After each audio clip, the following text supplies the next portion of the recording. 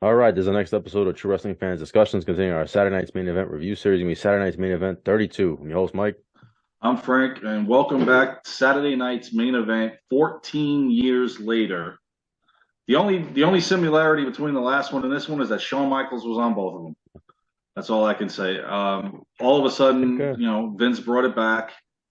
This felt more like a Monday Night Raw to me than an actual Yeah, Saturday night main event. It didn't have the same, not sparkle, but the same. What's the word I'm looking for? I don't. it's the same feeling. It just didn't Yeah, have it that was missing same. something. Yeah, but you got to understand at this point, there's a pay-per-view every month. There's Raw, there's SmackDown. It's not. There's main event, It's there's velocity, they got a whole it's bunch of other not. Yeah, shows. it's just not that. It doesn't mean as much because wrestling is on all the time now. Yeah. At that And point. this one was March 18, 2006, 2 weeks before WrestleMania 22. Mm-hmm. So the whole WrestleMania Beginning card scene. was already set. They were in Detroit, Michigan, roughly 7,000 on hand for this. Back on NBC. Yep. And you had Jerry Lawler, Jim Ross, and Taz doing the commentating for Raw and SmackDown on this one. So let's This go one was ahead and taped jump. too, right? I think this was taped. No. This one was live. Oh, it was actually live? Yeah, the first two were live that they did going Okay. forward. The one they did in '07 in Toronto was taped. Okay. All right. Actually, the last three they did were taped. Yeah, at that point they were like, yeah, we don't care anymore. Yeah, exactly. Well, I noticed that after they went from '07 to '08, and then they were like, oh, And like, all we're right, done. see ya. We don't need this anymore. Yeah. Our opening match was a 2-on-3 handicap match. It was the Raw WrestleMania main event versus the SmackDown WrestleMania main event. WWE Champion John Cena and his opponent at WrestleMania, Triple H, versus World Heavyweight Champion Kurt Angle, the 20, what was this, 2006? Yeah, the 2006 Royal Rumble winner, Rey Mysterio, and Randy Orton, their triple threat match. I guess I can understand why they did a triple threat match at WrestleMania, only because I guess Vince felt it wasn't going to be as impactful as being just Mysterio versus Angle. So they added Orton to the mix as well. This match was actually not bad. It was fun to see these guys teaming up with each Yeah. other, especially Cena and Right. Triple H. I remember back in 2005 when Cena was having his run on Raw and Triple H had stepped away after losing the trifecta to Batista. All of a sudden, when H came back, the first time that Cena locked eyes with Triple H, I was like, oh man, there's your WrestleMania main event. This is going to be awesome because here's a guy that maybe Cena can't beat. Yeah, well, unfortunately, he beats him. And at this point, right now, this is Cena. He's now the two-time WWE champion because he had just gotten the title back from Edge, who cashed in at New Year's Revolution after the Elimination Chamber match. So, like I said, the match wasn't bad. It was pretty action packed. It was funny because when Cena gave the attitude adjustment to Orton, Triple H came in, typical, pedigrees Cena, Yeah, then puts Orton on top of him. he just said the hell with it. Oh yeah, well you got to figure it was coming. Triple H at this point in 2006 is not going to play the fan Yeah. favorite guy. That was later. He puts Orton on top of him. He tells him to take care of business. Former Evolution guys. But Cena kicked out. Triple H was actually leaving, figured that the match Hmm. was over, but Cena had kicked out. Then what's funny is Orton RKO's Angle. Then Orton went for the RKO on Cena, but Cena had reversed it, rolled him up for a pin, and got the victory. And Triple H is irate about it, and that's when they start pointing to the sign. Yeah. I'll see you in 15 days. It's about 2 weeks before Yeah. WrestleMania. Match was fun. The match was fine. At least you got the two brands together. It's always cool to see the SmackDown and Raw brand, because Yeah, and this was actually would be Angle's last run as a hmm champion because a few months later he left yeah, when he you was can drafted see to ECW. you can see it physically. He doesn't even look the same anymore. No, he Got tried to be smaller. more aggressive No, I'm talking about in the ring. I'm not talking about his wrestling style. I'm talking about physically, his look. Oh yeah, yeah. You can see Well, he's a also lot by this point skinnier. he was on a lot of stuff. Yeah, he started He was having doing major. he was doing the Shawn Michael regimen. He was having No. major neck problems, so I guess he started to get like atrophy. His arms, you could see they're getting thinner. Yeah. Not he doesn't have that same build. Even before this, they did going back to the start of the program. They did like kind of like the old school intros where they play that music, and then one wrestler does a promo, and then another wrestler does the promo, and then it goes into the intro. Unfortunately, they didn't bring back the old The- the old theme, which they should have, or they should have remixed it and done like an updated version. With The Rock, it just didn't. The Rock music didn't do it for me, man. As a Saturday night's main event, it's just like I was watching Raw. I mean, the music that they were using for this would normally be something they did for a pay per view. Back to the Remedy would be something that they've used, and they've used it for a pay per Yeah, view it's around just that time. It just didn't fit this. no. So, following this match, they announced the Hall of Fame induction of who would be inducted and by who. Mean Gene Okerlund was going in, being inducted by Hulk Hogan. That for that night, it worked for him, brother. Yeah, Eddie Guerrero, rest in peace, man. That I was still in shock by this point that he was gone. that he was gone. Yeah, I couldn't believe it. He was the best thing to me. He was the best thing going on SmackDown in 2005. He would be inducted by not only Chavo Guerrero, but Chris Benoit and Rey Mysterio. Vern Gagne was going in, inducted by his son Greg. Sensational Sherry was going into the Hall of Fame, being inducted by the Million Dollar Man Ted DiBiase, and Bret the Hitman Hart being inducted by none other than Stone Cold Steve yep. Austin. So this was a really, really good Hall Mhm. of Fame class they had here. So it would have been funny if it was Austin and Shawn, but Yeah. we'll just stick to Austin. So now following this one was something that's just dumb and would have been done on SmackDown. The whole Booker T, ow, I injured my knee, I can't fight the boogeyman. Teddy Long thinks he's full of it. We all know he's full of it. This is the Booker T I didn't like. The whole he turned heel with Charmel and stuff. This was like to me just garbage. And so his match that Saturday Night Main Event against the Boogeyman was canceled. And of course, he's laughing and whatnot that he got over one. Little do we know later on they would announce that the match would be signed for WrestleMania 22. I think this was a slap in the face to Booker as far as giving him the Boogeyman at WrestleMania. I mean, by this point, this is trash. And then year and a half later, he'd be out anyway. Unfortunately. Now after this is where Saturday Night Main Event was getting prolonged. Back in the day, it used to be 20 interviews. Now we're doing a backstage segment, and now we're out here doing the cutting edge. Edge is his guest is his opponent in 2 weeks' time, Mick Foley. Mm-hmm. They showed everything that led up to the two of them fighting. When Foley, came out, finally Edge sets the table on fire.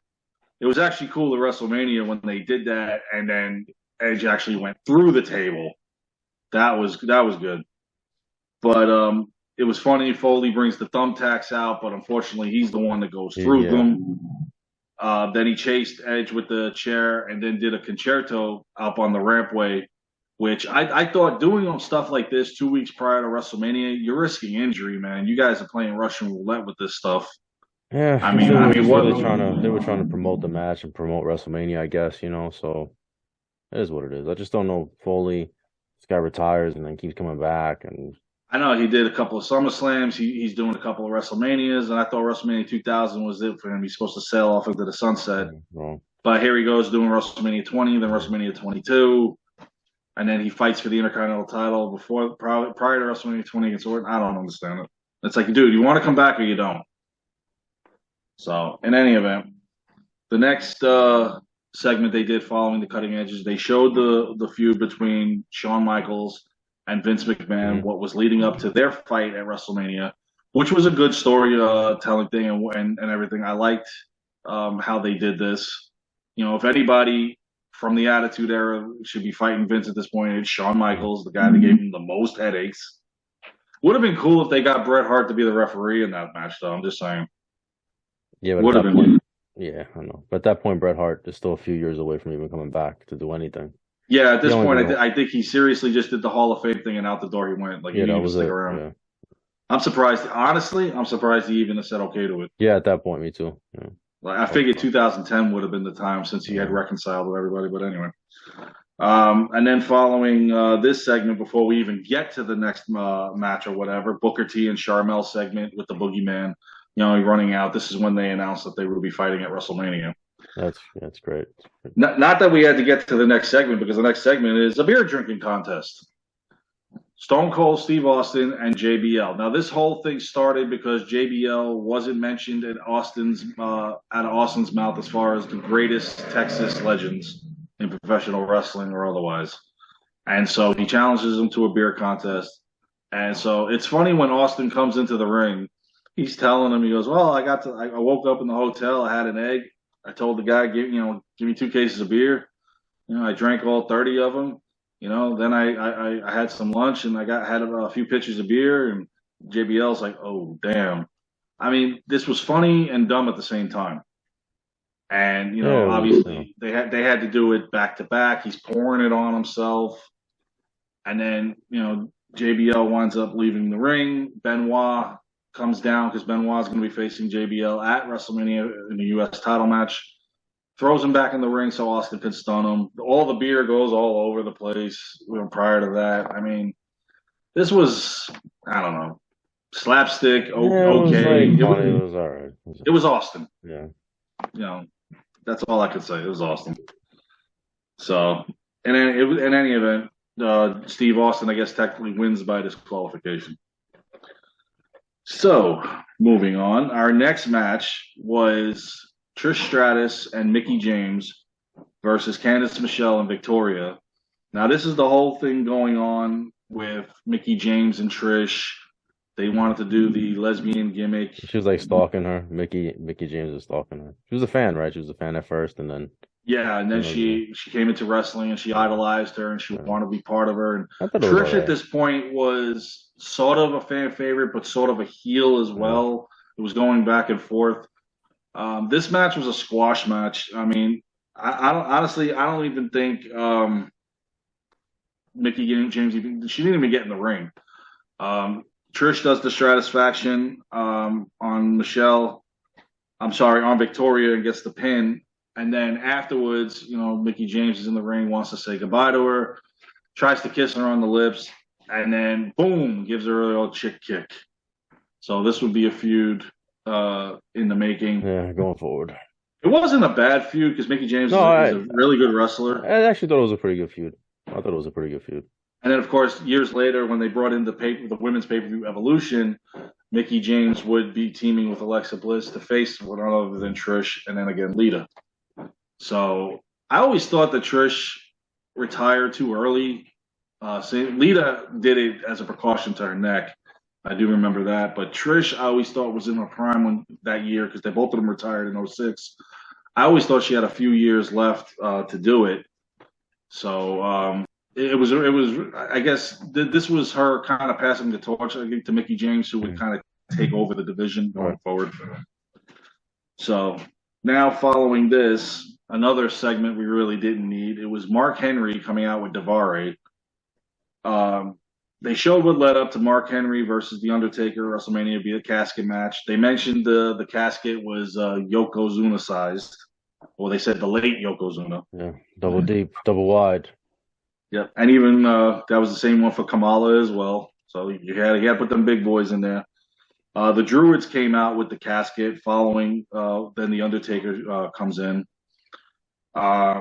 They went at it. Taker threw Henry into the steel steps and then over the railing. Again, you're risking injury doing this stuff this close to WrestleMania, but it is what it is.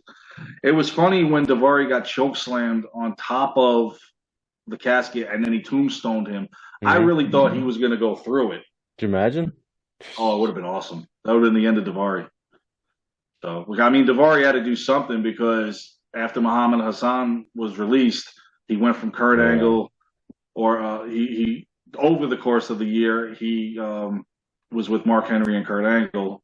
So, I mean, yeah, they had to do something with him. So he was a good beatdown toy. So now that leads us to the main event. It was a street fight. Shawn Michaels versus Shane McMahon. Mac. And, yeah. Well, at least he didn't tear his quad in this Mm-hmm. one. So I mean, it was actually pretty good. Shane McMahon, at least to his credit, he could wrestle. Mm-hmm. It He was could take the entertaining. bumps. Yes, Yeah. he was. It was always entertaining in the ring. And of course, Shawn Michaels is still, in his prime at this point. He's got a few years left. I did like, the segment where Sean, I should say, suplex Shane through a table off the top of the Mhm. ladder. That I thought was That was pretty awesome. cool. That was a good spot. Yeah. What made this match even more interesting was the ending. Montreal Screwjob revisited. Shane puts Sean in the sharpshooter. Vince rings the bell. And I remember Mhm. Ross said something. Oh, we, Yelling we've at. we've seen this before. This was what he did to Bret Hart at Survivor Yeah. Series. He's yelling at Lillian Yeah, announce it, damn it. because when he had yeah, that was hilarious. Because when they showed the build up of everything that was going on, he had told Sean before that he had told him, "Don't I screw Bret Hart? Don't make me screw you too." I love that. So this the ending was good. It was Yeah, entertaining. because at this point now, as far as people that were close with Vince, Vince had already wrestled The Undertaker. He had wrestled Hulk Hogan. And now, of course, Shawn Michaels will be next on the list, and then eventually down the line, Bret Hart. Mhm. So the guys he was close to in the back, he actually got into the ring with, Mhm. which I thought was cool. And of course, this feud would eventually reunite DX later on. Mhm. Unfortunately, the new DX. But I mean, this Saturday Night Main Event, again, to me, it felt more like a Monday Night Raw. Pretty Didn't much. have the same pizzazz, the flamboyancy as Saturday Night Main Event did in the past. It didn't feel like that. But I mean, as far as the card goes, it wasn't bad Yeah, it was all as right. some of them going forward. Oh Jesus. But yeah, One I've looked at them. There's some. yeah, We got a lot of ECW matches in these. yeah, And I'm not talking old ECW either. yeah. That abomination, sci-fi abomination. All right. Exactly. Well, that's our review. Please like, comment, share, subscribe. We'll see you guys soon. Take care.